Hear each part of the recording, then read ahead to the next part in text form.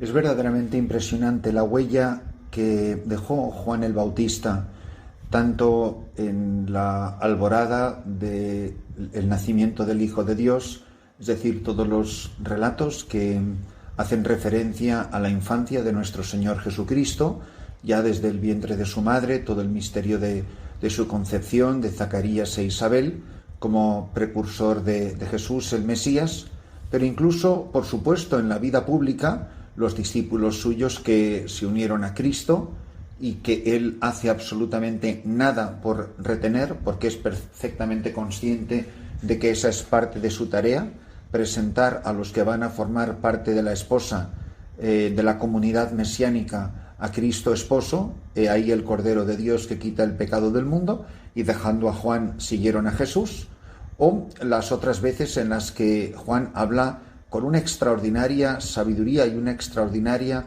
autoridad sobre Jesús. Hacer rectos los caminos del Señor, allanad sus senderos, bautizar en el río Jordán. Y esto lo digo a cuento de los primeros 12 versículos del capítulo 14 del Evangelio de San Mateo, donde se nos relata la experiencia del asesinato de Juan el Bautista por manos del virrey Herodes. Las lecciones del asesinato, de la ejecución de Juan el Bautista saltan a la vista. Eso es lo que hace el poder. Quien tiene poder se siente superior a los demás, se siente dueño de la vida y de la muerte, siente que tiene autoridad sobre los demás y va a usar esa autoridad contra todo el que se ponga en su camino. Yo eso lo he sufrido en mi propia carne, de la familia Vicini, de la familia Fanjul, de la familia Campollo, de aquellos patronos, aquellos reyes de la industria azucarera, quisieron acabar conmigo y usaron de su poder, usando al gobierno, usando a la Iglesia, usando a todas las instituciones que, por supuesto, se arrodillaron ante su poder y su dinero y ejecutaron sus deseos. Eso es lo que cuenta hoy el relato. Dice: en aquel tiempo oyó el virrey Herodes lo que se contaba de Jesús y dijo a sus ayudantes: ese es Juan el Bautista, confundiendo a Cristo con Juan el Bautista, que ha resucitado de entre los muertos y por eso los poderes actúan en él.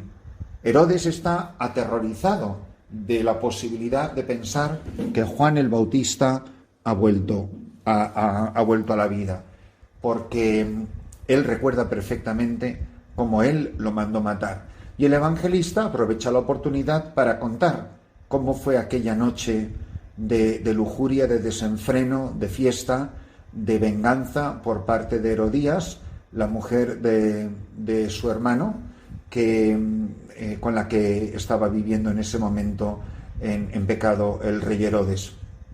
Y Juan señala el pecado.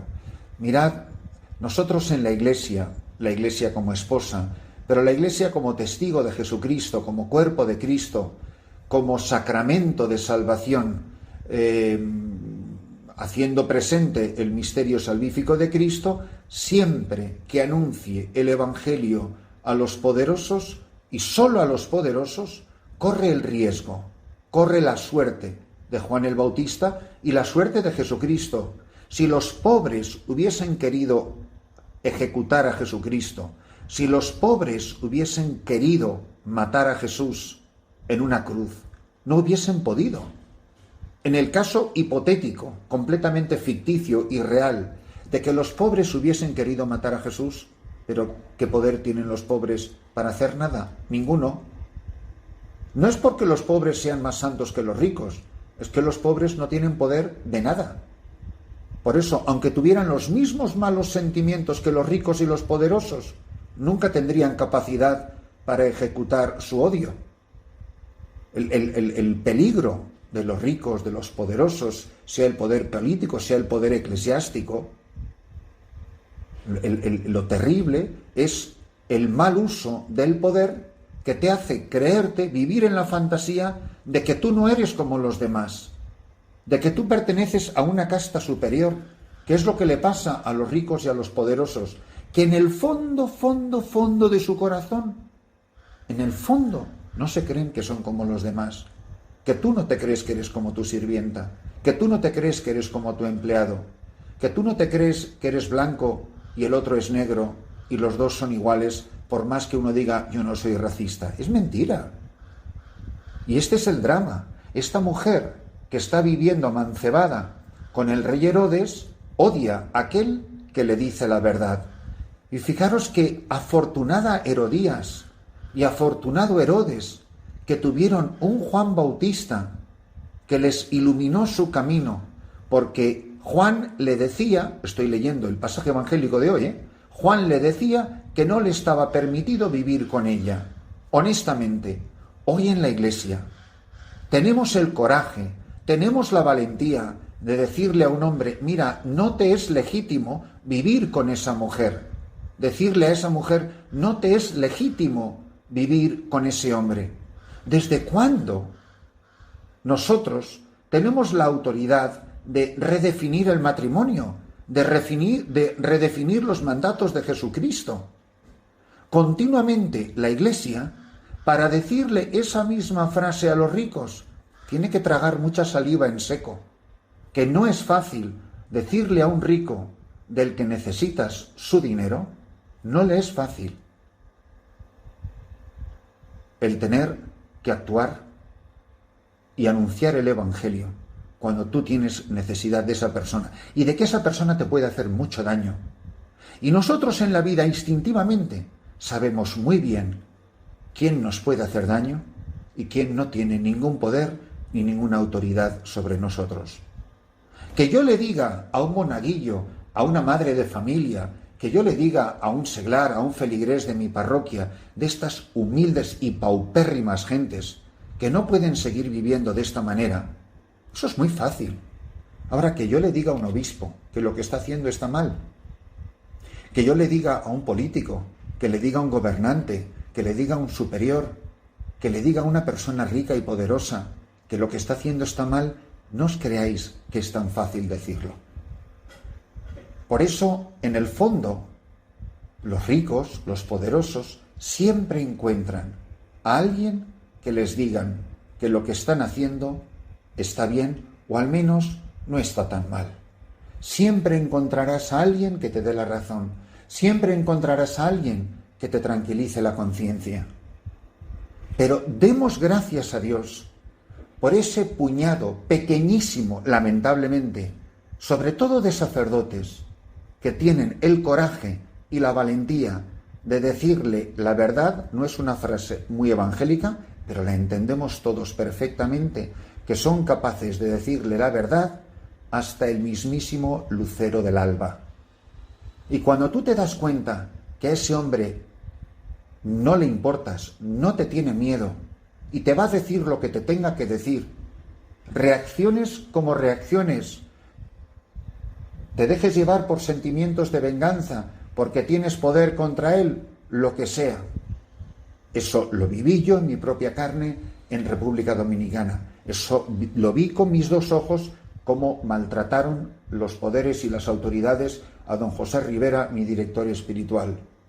He visto el maltrato con mis ojos de magníficos sacerdotes, de magníficas religiosas y también de seglares, que por ser firmes en la verdad, firmes en la fe, es la frase del apóstol San Pablo, la que fue el lema de la Jornada Mundial de la Juventud en Madrid con Benedicto XVI, firmes en la verdad, como una roca.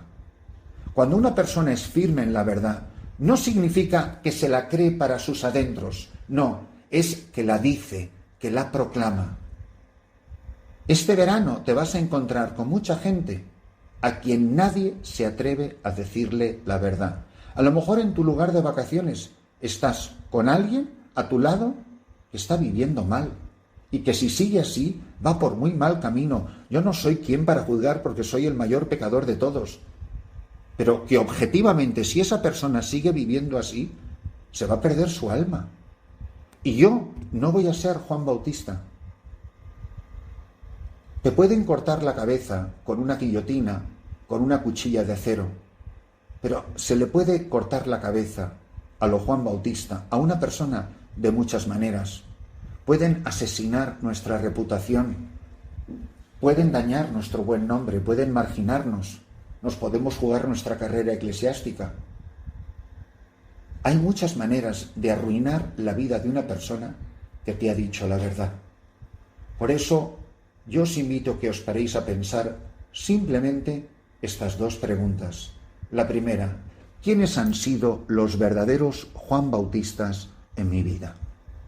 ¿Quién es esa persona que yo sé que ha tenido la libertad de decirme lo que yo necesitaba oír para no seguir viviendo como Herodes y Herodías? Que no tiene por qué ser pecados de sexualidad, puede ser de cualquier índole, puede ser la soberbia, puede ser el robo, puede ser el desenfreno, puede ser el pecado del lujo, el que sea. ¿Quién fue Juan Bautista que me llamó a la conversión? ¿Le corté la cabeza al Juan Bautista que vino a decirme lo que yo no quería escuchar? Y segundo, ¿para quiénes me está poniendo el Señor ser Juan el Bautista? Hay mucha gente que está en contra del aborto, sí, hasta que tu hija quede embarazada. Hay muchas personas que están a favor de la enseñanza moral de la Iglesia, cuando le viene bien a otro, no cuando me viene bien a mí. ¿Quién ha sido la persona que ha puesto el Señor en mi vida para que yo le anuncie el Evangelio y que esté dispuesto a que me corten la cabeza? Benditos vosotros y yo, si somos capaces de ser Juan Bautista en un mundo tan sumamente desvergonzado, tan sumamente corrupto, tan sumamente perdido como en el que vivimos hoy. Nunca como hoy hemos tenido tanta necesidad de hombres y mujeres que estuvieron dispuestos a que les cortaran la cabeza con tal de poner a sus hermanos en camino de salvación. Y benditos nosotros, si Dios nos envía un Juan Bautista que todos necesitamos, que no nos tenga miedo, a quien no podamos ni silenciar ni manipular, para que también ellos a nosotros nos pongan en camino de conversión. Pues si somos capaces de anunciar el Evangelio y ser Juan Bautista, si tenemos la humildad de dejarnos evangelizar por aquellos que han sido Juan Bautista para nosotros, creedme que habremos salvado nuestra alma y habremos colaborado en la salvación de los hombres nuestros hermanos.